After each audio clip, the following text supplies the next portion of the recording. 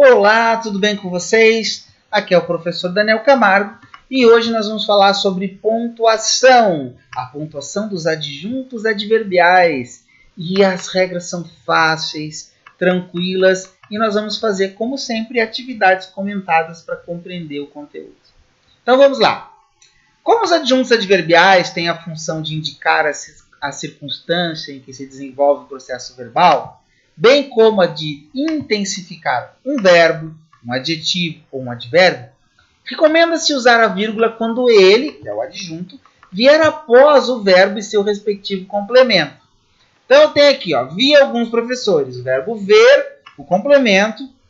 Aqui está, o adjunto adverbial, que é uma locução adverbial de tempo, né? Hoje pela manhã. Vi alguns professores hoje pela manhã reunidos no pátio. Eu coloco entre vírgulas, tá? Ele vem depois do verbo e do seu complemento. Então, dá para a gente colocar entre vírgulas, até porque eu estou dando ênfase, né, a essa circunstância. Então, eu coloco entre vírgulas.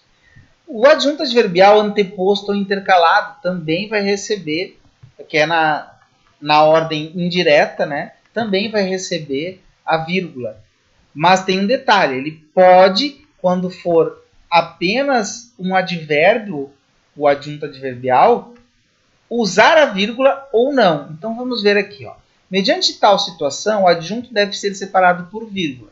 Entretanto, quando este aparecer com apenas uma palavra, que é o advérbio, a vírgula será facultativa. Então olha só, hoje pela manhã, vírgula, aqui eu tenho uma locução adverbial de tempo, vi alguns professores reunidos no pátio. Vamos ver aqui, amanhã irei rever alguns amigos. Também um adjunto adverbial de tempo, um advérbio de tempo. Mas como é só um advérbio, não é uma locução, eu posso usar a vírgula ou não. Isso é facultativo, tá? Então as duas estão corretas. Mas se for uma locução, na ordem indireta, eu preciso usar a vírgula. Então vamos aqui fazer uma pequena interpretação de texto, como sempre, para depois nós trabalharmos a gramática. Então aqui, uma entrevista de Pedro Bandeira falando sobre o seu novo livro. Tá? Entrevista, Pedro Bandeira fala sobre o seu novo livro para crianças. Pedro Bandeira faz parte da vida de muitos brasileiros que foram crianças e adolescentes nas últimas décadas. Seu nome está na capa de dezenas de livros adorados, como a famosa série dos Caras, que marcou gerações. Aos 75 anos, ele, felizmente, continua escrevendo e demonstrando seu talento para contar histórias. Agora, acaba de lançar seu mais novo título, Esses Bichos Maluquinhos. Vamos ver a entrevista? Na entrevista aqui, a revista pergunta: como surgiu a ideia do novo livro? Esse livro foi muito trabalhado. Há muitos anos escrevo livros de apoio à introdução de crianças no hábito de leitura. Me preocupo muito com essa área. Como ajudar o professor, o pai e a mãe a fazer com que seus filhos se interessem por compreender aquele único código que pode dar acesso ao conhecimento, que é saber bem a própria língua. A literatura é o conhecimento com açúcar e chantilly. Eu nunca vi verdade mais bem exemplificada, né? Mas como eu faço isso para uma criança que está começando? O melhor é a criança, desde pequena, ouvir uma história contada pelo papai, mamãe, vovó, no acolhimento do colinho. Eu quero fazer essa criança caminhar para o livro. O ideal é fazê-la compreender a musicalidade natural da língua falada. Eu quero que a criança se divirta. É preciso conquistar o gosto pela literatura. Você dedica o livro ao seu neto Érico e diz que ele é uma criança cheia de poesia. Por quê? Aí ele fala, né? Ele agora está com 9 anos e alguns desses poemas foram feitos com ele no meu colo. Ele dizia que queria fazer poesia também e eu dizia: escreve aí. Ficaram meio misturadas as dele com as minhas. Quando ele viu o livro pronto, me perguntou: cadê as minhas poesias? Ele me cobrou, porque queria ver elas ali. Com tantos livros publicados, o que você sente quando um novo livro fica pronto? Aí ele responde, e para mim essa resposta é linda. Eu fico perguntando: quando vai sair? Quando vai chegar? É como se fosse o 100º filho. E o 100º filho chora, faz xixi, precisa de colo, igual ao primeiro. É muito gostoso. Por isso, é bom ser escritor. Na minha profissão, ninguém se aposenta. Isso aqui é maravilhoso, tá? Nós vamos comentar, eu não vou dar a resposta agora, porque nós vamos fazer algumas questões de interpretação. Com que intenção Pedro Bandeira escreve seu último livro? Pedro Bandeira demonstra se preocupar com a introdução da criança no hábito da leitura, e por isso ele trabalhou bastante esse livro para torná-lo atrativo às crianças. E, gente, hoje em dia as pessoas tendem a dar dispositivos móveis, celulares, tablets, até computadores logo cedo para as crianças. Nós vemos crianças com 1 ano e pouco com o celular na mão. E contar a história que é bom para os seus filhos não contam. A melhor coisa que tem é contar histórias. Querem que as crianças aprendam a gostar de ler? Contem histórias já no ventre. A mamãe está com o bebê ali na sua barriga, já comecem a contar histórias.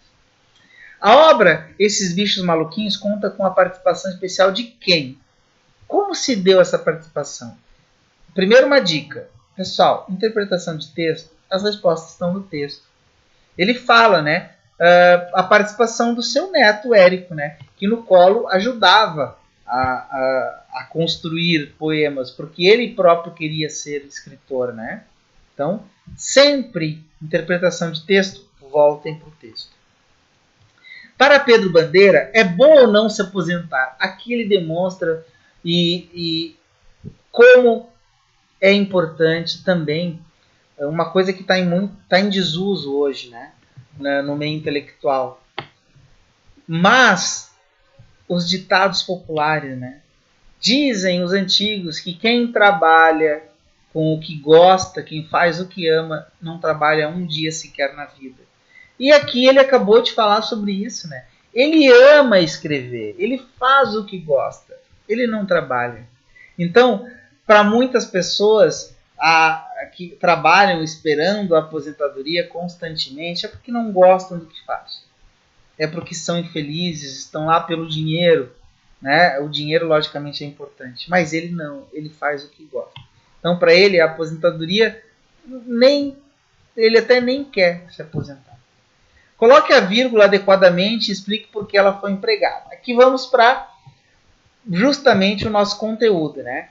Aqui, ó, com muita disposição, aqui já tem a resposta, mas eu vou dar a explicação para vocês. Eu tenho aqui um adjunto adverbial, que é uma locução adverbial de modo, tá? Com muita disposição. Como é que ele continua escrevendo? Com muita disposição, tá? Um adjunto adverbial de modo.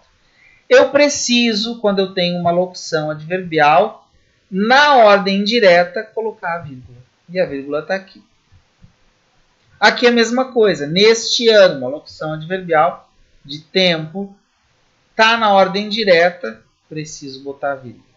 E se fosse assim, anualmente o autor acaba de lançar seu mais novo livro. Semanalmente o autor lança um novo livro. Tá? Anualmente o autor lança um novo livro. Anualmente seria um advérbio, então seria facultativo. Tá? Mas aqui, como eu tenho a locução e está na ordem direta, eu preciso usar a vírgula. Reescreva as orações do exercício anterior de maneira a eliminar as vírgulas. O que eu faço? Eu desloco, eu coloco na ordem direta, desloco lá para o final. Ó. Pedro Bandeira continuou escrevendo, demonstrando seu talento para contar histórias com muita disposição. Coloquei lá no final o adjunto adverbial, na ordem direta, sujeito, verbo e complementos. O autor acaba de lançar seu mais novo livro neste ano. Coloquei no final, tá? Porque estava na ordem direta, botei na ordem direta. Reescreva as orações a seguir, mudando a posição do adjunto adverbial. Então, Com muita dedicação, Pedro Bandeira escreve seus livros. Vamos ver como é que fica. Pedro Bandeira, vírgula, com muita dedicação, eu estou dando ênfase, escreve seus livros, ou Pedro Bandeira escreve seus livros com muita dedicação, lá para o final, na ordem direta, sem vírgula. Aqui eu estou dando ênfase, tá? Entre vírgulas. Aqui, lá no final, na ordem direta, sem vírgula. Aqui é a mesma coisa. Naquele momento, Pedro Bandeira estava focado na escrita do livro. Aqui está o adjunto adverbial. Pedro Bandeira, naquele momento, dei ênfase, coloquei entre vírgulas, ou eu coloco lá no final o adjunto adverbial na ordem direta, sem vírgula. Cara, isso aqui é muito simples. É só entender que se eu quero dar ênfase ao adjunto adverbial, aquela circunstância, e ele não está na ordem direta, eu coloco uma vírgulazinha. Se ele vem antes e é só um advérbio fazendo a função de adjunto adverbial, a vírgula é facultativa. Se é a locução adverbial, eu preciso colocar a vírgula. Se está lá no final a locução adverbial, eu não coloco vírgula. A que conclusões você chegou ao mudar a posição dos adjuntos adverbiais? É simples, né? Eu posso mudar os adjuntos adverbiais de lugar, posso mudar de ordem direta para indireta, mas o sentido, a semântica da oração não muda. Vai continuar a mesma coisa. Aqui eu vou ter uma crítica, tá? De uma obra, de um filme, e nós vamos fazer uma interpretação. Então, assim, ó, sing, quem canta seus males espanta. Então, a música calma as feras. Nós vamos ler essa crítica, ver a que gênero textual pertence e fazer algumas atividades também, né, analisando a estrutura, né, da pontuação, se usamos vírgula ou não no adjunto adverbial. Então, vamos ler para que a gente possa entender. A premissa deste filme é tão familiar que chega a ser curioso o fato de ninguém ter pensado nisso antes. Sing, quem canta seus males espanta, transpõe as animações, o formato dos reality shows musicais, como American Idol, The Voice, The X Factor, com animais antropomórficos cantando, como se fosse uma fábula, né? Os animais têm todas as características do ser humano. Talvez a maior ousadia seja não ter um protagonista definido. A história é amarrada pelo koala Buster Moon, proprietário do teatro onde ocorrem os testes musicais. Mas a trama altera entre o dilema de um gorila com problemas paternos, uma porca pouco apreciada pelo marido, uma porca-espinho abandonada pelo namorado, um rato trambiqueiro e uma elefanta tímida demais para cantar, além de uma série de personagens coadjuvantes. A câmera desliza rapidamente de um rosto para o outro, de um conflito para o seguinte, atravessando bairros da cidade num simples movimento de câmera. A transição entre subtramas remete ao formato das séries de televisão, ao invés das animações infantis tradicionais. Então, foi toda uma filmagem, uma construção do texto, do livro, do filme, quer dizer, para que ele fosse mais moderno, né? Mais legal de ser assistido. Então, Sing, quem canta seus males espanta, resgata a ideia romântica de que a música calma as feras. E vai além. A música, neste contexto, permite alcançar todos os sonhos, resolver conflitos entre pais e filhos, resgatar o amor entre maridos e esposas e impor a ordem social numa megalópole caótica.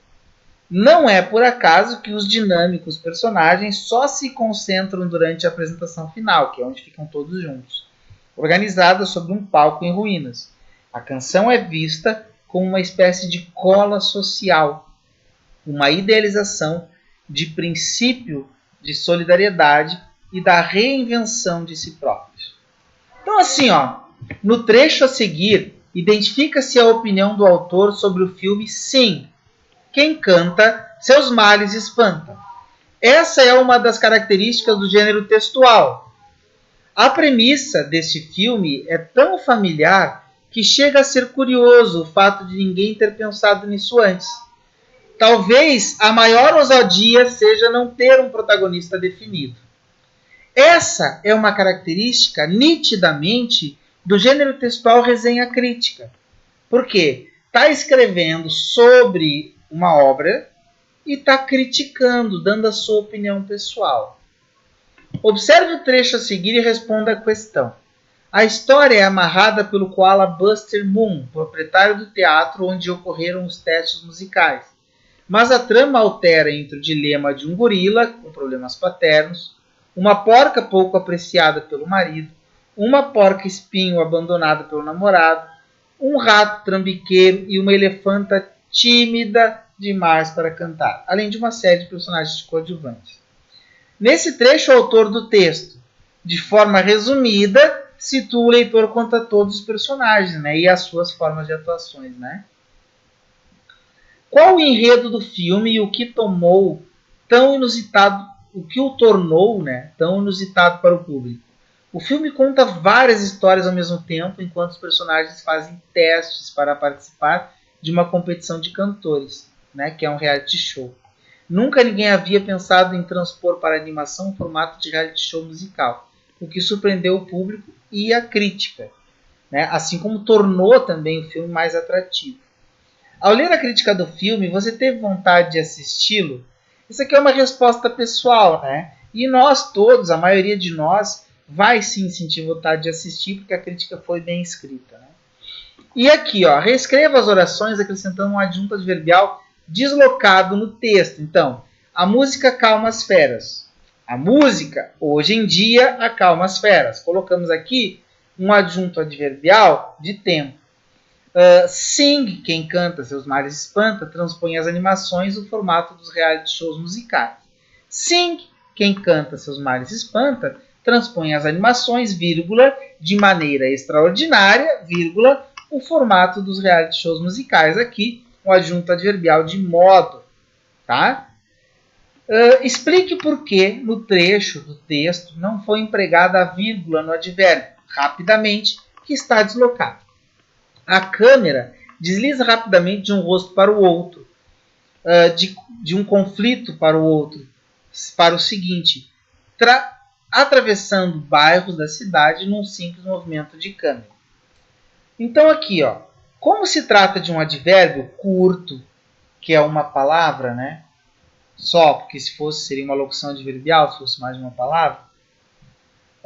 Por opção do autor não foi empregada a vírgula. Por quê? Nesse caso é facultativo, tá? E esse advérbio não ganhou destaque na oração. Então, quando é que eu vou usar vírgula no adjunto adverbial? Quando eu quero dar destaque, quando ele está fora da ordem direta e quando for locução adverbial, não quando for um advérbio, que aí é facultativo. O adjunto adverbial empregado no trecho a seguir está deslocado.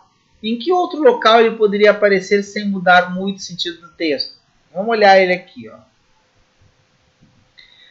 A música, neste contexto, ele está deslocado. A vírgula poderia aparecer nesses locais do texto. Ó. Nesse contexto, a música, então eu coloquei ele lá no início, né?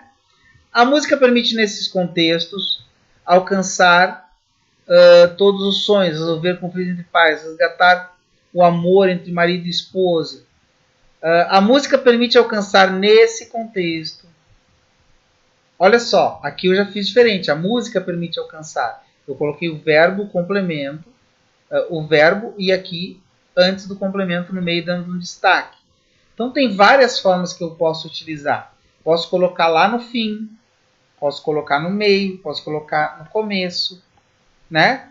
Aqui a música permite alcançar nesse contexto. Nesse contexto, a música permite alcançar. Então, são várias formas que eu posso utilizar. Tá? Sempre com o objetivo de dar um destaque para essa circunstância, porque eu estou colocando entre vírgulas, né, na ordem indireta. Então, a que conclusão você chegou sobre a posição do adjunto adverbial? É simples, né? Ao mudar a posição do adjunto adverbial na oração, Nós não conseguimos mudar o sentido do texto. Não pode. Mas ele faz com que o destaque, a ênfase a essas circunstâncias seja importante para a interpretação do texto. Tá bom? Então, assim, espero que tenham entendido. Façam os deveres que apareceu ali. Até a próxima aula.